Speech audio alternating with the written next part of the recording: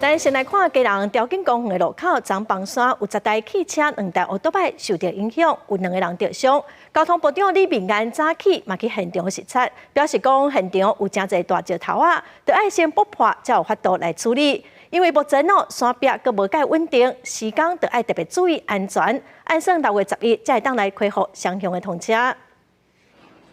透早就到指挥中心听公路局干部、交通部长李明安详细听秋通的作业情形，去了解当地的地质结构。因为基隆北陵路条景公园路段发生大面积崩塌，崩塌的面积达到4400平方公尺，落落来土方大约12000立方公尺，造成10台汽车、2台机车受损受困，阁有2个人受伤，好加在拢无大碍。还有一些危险的这个石头或土石来加以刷坡。 好，来确保安全，所以整个作业大概需要到6月11号才能够恢复双向的这个通车。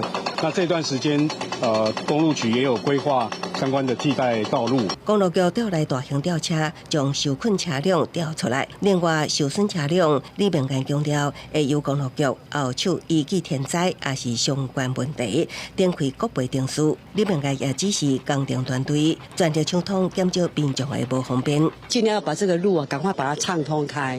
这样的话，大家不管我们当地的人还是周边的人，交通能便利，这是最重要。那先做地质调查，那上面坡的这个岩块我们会用盐酸去固定这个边坡面的保护，然后把这个坡面稳定下来。因为案发地点沿线山壁是山叶岩，坡体无稳定，过去都有烂山落石。这摆崩塌了后，公路局也会强化壁面的防护，可能现场挖进一座小型油槽，以回烦恼各有落石造成油槽危险，也调来油车将油槽的油抽了。上面是这个计时，我们也怕说。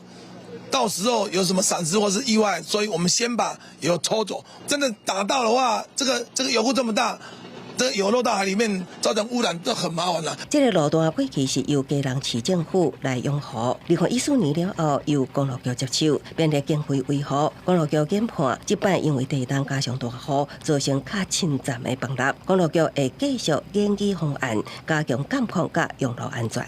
记者综合报道。